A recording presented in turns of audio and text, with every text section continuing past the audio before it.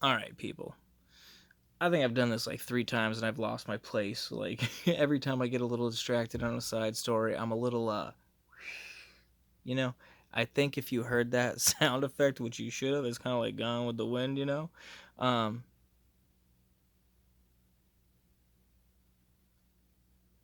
that's where I was.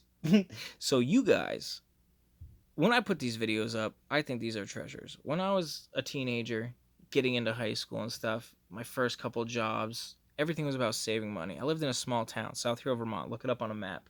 Anywhere you want to go, you were pretty much riding a bike 2, 3 miles to get there from your home, unless you lived right on South Street in the center of town. Okay.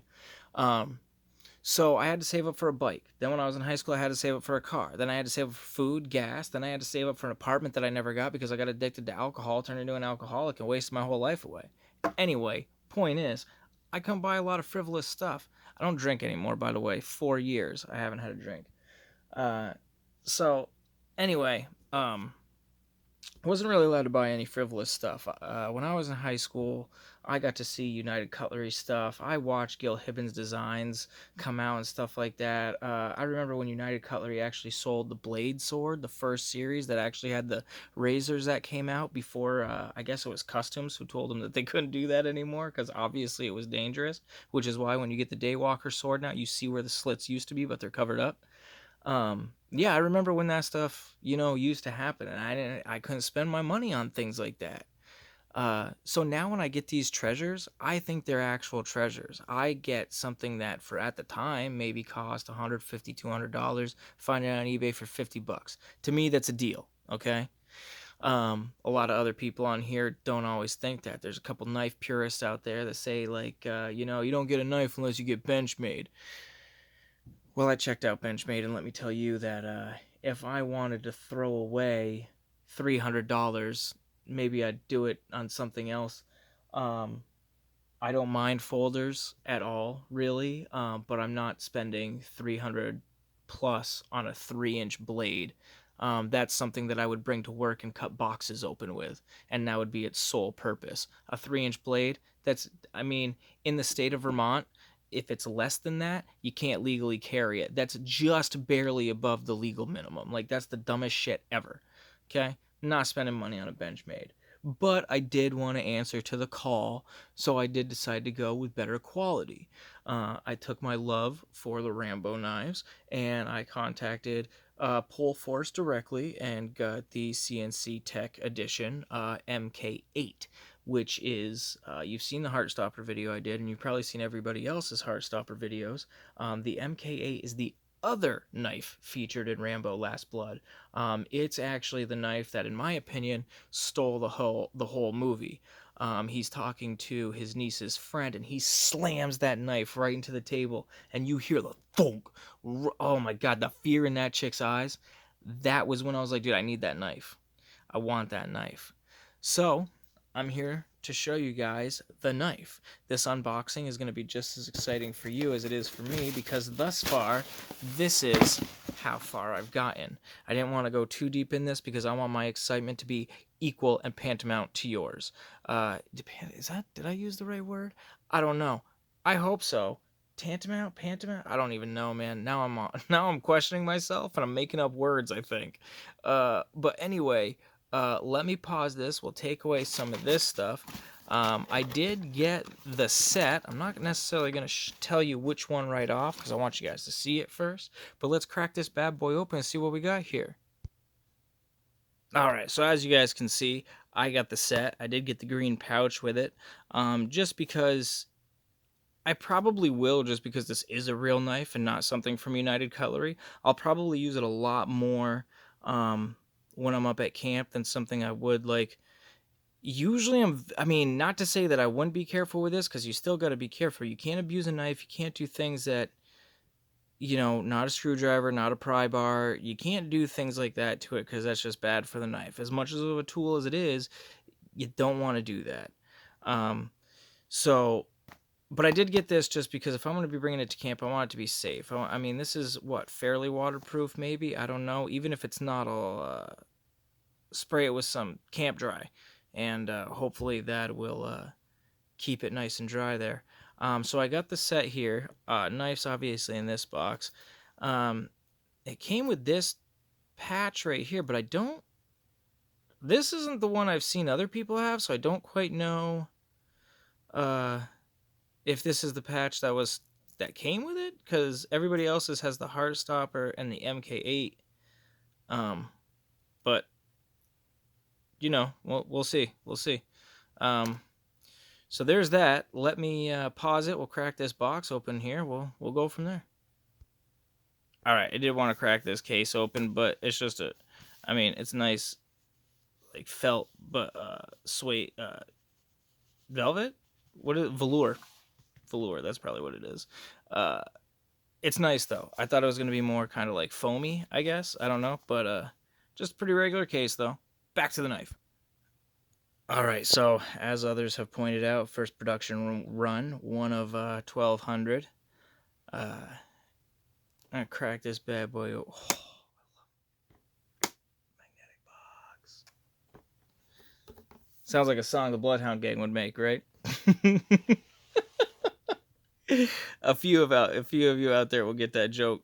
Some of you won't, and that's okay, because maybe it wasn't for you at that point. I was about to grab my phone all weird. So standard photos, everyone gets the same photos. Pretty cool photos. I mean, he's really concentrated. Deemer Pohl.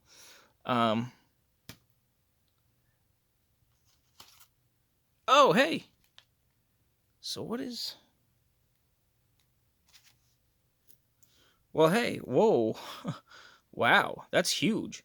Okay, so I did get the cool patch that everybody got. It's huge compared to this patch. I don't know what this is, but look at that. Oh, man. Tiny. Tiny. Oh, you know what that's in there, though? Let me pause this, because isn't that where the certificate is that says that this is a cool knife? Oh, that's going to tell me. Ooh. Pause. All right, so there is my certificate.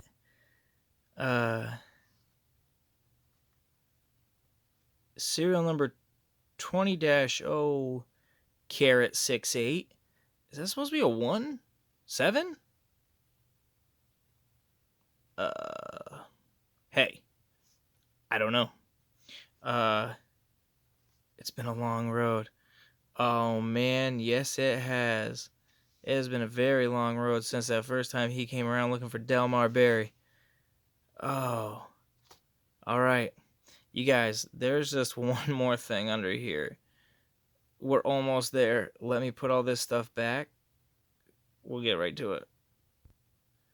All right, folks, this is it. This is that moment. Let's rip this back and see what's going on here. Yo, I am so excited. Okay, hold on. Okay. Deep breath.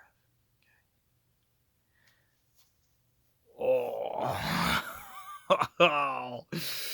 Yo. Okay. 0168. Okay, so we got that. Oh, man. Oh, you guys. Holy shit. Oh, man. Honestly,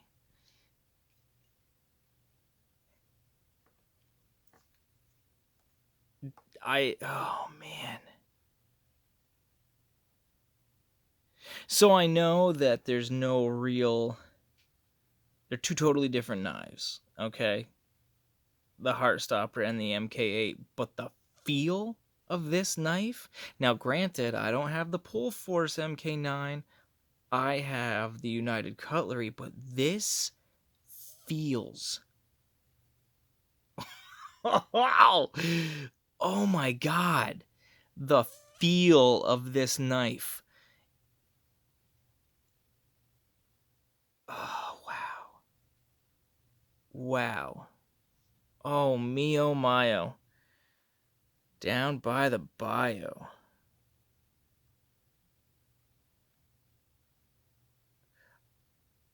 Look at... how oh man, everything is so tight and ground, like it's like perfect. Now, the one thing I do want to say, and the one thing I noticed not a lot of other people necessarily said in their videos or talked about, let me just make sure I'm laying that in there right. Okay. So on their website in the FAQs, one of the questions they asked is, are the CNC Tech Editions made in Europe with the other ones? Right on the website, completely honest, 100% no. They are made in an overseas factory in Taiwan. Well, is it overseas when they're in Germany and Taiwan still kind of connected? I guess, I don't know. So, you know, me being the guy I am, I don't like to not know necessarily. Um, so I decided to look up kind of where these are. Now, the only real clue they give you on the website is that they're made in a factory in Taiwan that produces. It's one of the largest knife making factories in Taiwan that produces, you know, a lot of American brand knives. So I go on and do some Googles on my work computer, and I start asking, you know, oh, that's one thing. Okay, so hold up. This is how it all starts, okay? So I'm excited about getting this knife, and I knew it was being delivered today, so I'm talking to everybody at work, like, oh, I'm gonna get my knife today when I get home. And, like, it just got delivered. UPS just dropped it off. A buddy of mine slides me a Cold Steel catalog across the counter, and he's like, you ever hear of these guys? I'm like, yeah, absolutely. Duh, it's Cold Steel. And one of our reps, our Diamondback tool belt rep, he is also a rep for Cold Steel. Unfortunately, because we're a tool company, we don't deal in knives unless we spend $2,000. We don't get anything at cost, so I'm kind of shit out of luck there. But I'm going through the catalog, right? So then I start looking up, is Cold Steel made in the U.S.? First thing that pops up on their website. Cold Steel used to be made in the U.S. by Camillus Knife Company until 2007 when they went bankrupt. They then moved overseas to a Taiwanese knife factory that produces some of the knives for most American brands. So I'm thinking like, hey, what are the chances, right? So I start researching a little bit more. Now, the most I could find is that it comes from, correct me if I'm wrong, Pohl Force. I've seen you comment on some other people's videos, so if you're watching this one and maybe you're listening to me, maybe I'm getting this right, maybe not, but let me know if I'm getting warm. I followed the trail to Taichung in Taiwan. There are a bunch of knife factories out there, I guess. Spyderco uses a couple of them, Bushcraft, Cold Steel. I don't know exactly which one makes theirs. I just know that Taichung is where it is. Now, I did look up, again, if someone's watching, maybe I'm getting into some secrets here that I shouldn't be getting into. I don't know. But I did notice if you go to Taichung Knives and you look up Tech Speed, TEK, there were a couple knives there that had some scale on the handles that looked a little bit like the Heartstopper. I didn't say nothing though. If I'm not supposed to be saying nothing, I was just trying to do some detective work. Uh, anyway, you guys still know where my money went, so hope you don't get too offended there. Signed sheath. If any of you have seen my previous Hibben videos, you know I love that signed sheath. That's a winner every time for me. I like that. So, you know, another thing too, I was watching everybody, I'm not going to take this out, same as everybody else, man, but, so, I was watching everybody open up their heart stoppers, and I got so jealous, because, yeah, I got this. And, yeah, like I said, I love it in the movie when he just slams it right into the table, and you see Giselle's eyes go wide with fear, like, yeah, I was drunk, and I told you that, what you gonna do? And he, like, slams into the table, like, you're a liar, it belonged to her mom, she wouldn't give it to anybody. That was a terrible Stallone impression. Stallone, if you're watching, don't beat me up. Or if you do, at least let's get it on film, alright? I won't sue. I would appreciate it. That would be like on my bucket list. Like, I'll take a punch from Stallone. I won't sue. um, But no, I was watching all your Heartstopper videos. If any of you guys are watching my video right now, I got mad jealous. I think I'm actually going to try to buy that second run that they put out. I think they said on the website it's going out in June. So maybe I'll sign up for that because, man, I don't know. I don't know. This knife looks really nice. And like I said, just holding it in my hand right there. Again, two different knives, but fit and finish. United Cutlery ain't got nothing on this thing. Let me pause this actually and bring my Heartstopper over here. We'll take a look at both of them. Not that it really matters because one is obviously an inferior product comparatively, but we'll see. All right, so again, like I said, two completely different knives, but just a comparison. I mean, you can almost already just see what I'm going to say right off the bat. Again, totally different, but look at the gap here between the micarta and the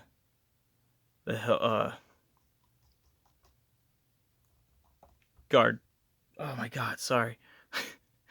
But no, look at the gap there. Now, I've also seen on other people's Pohl Forces that there is a little bit of a gap, but I don't know.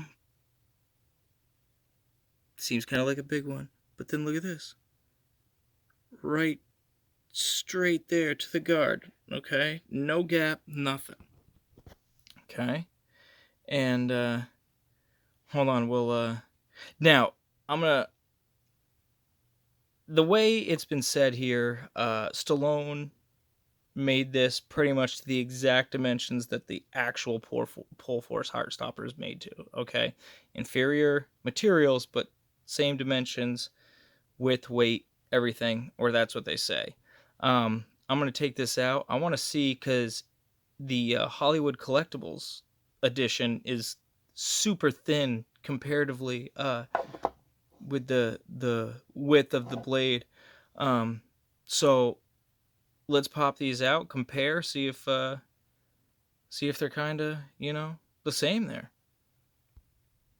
All right. Well, it's kind of hard to do this while I'm holding it with one hand, but it does look like that they are kind of, the blade is the same thickness here if you look at it at its widest points. One thing I do notice, though, is if you look how smooth and rounded the Pohl Force is and how flat the United Cutlery is. Maybe, again, I'd have to watch another Heartstopper video. Maybe that's how the Heartstopper is, just in its entirety. But I feel like even this Skull Crusher goes off on kind of a flat. And here on this one, if you look, it's rounded. Like, I don't know. Again, I could be wrong. And again, like I said, it's not, I guess, a real comparison because they're two totally different knives. Granted, from the same movie, made by the same creator, but this is United Cutlery. And this is, one, the MK8, not the Heartstopper, and a Pohl Force. So the quality is, like I told you, just holding it. Other people have commented on this too, but United Cutlery does have, I mean, mine feels all right, but I get, oh, right there. I could probably, if I was, I could probably stab myself with that, actually. That is sharp.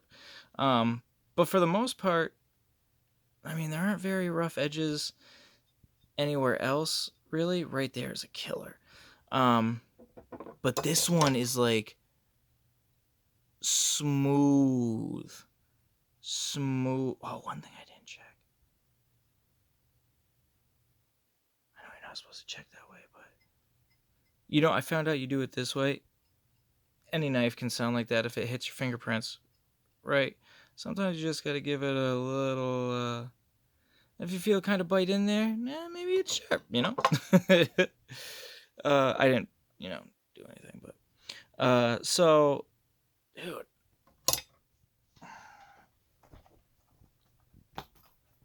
Sorry. There we go.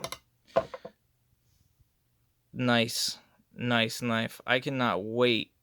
And like I said, I mean, I know this is serialed and everything, but I'm probably going to carry this with me. This may be a new camp knife.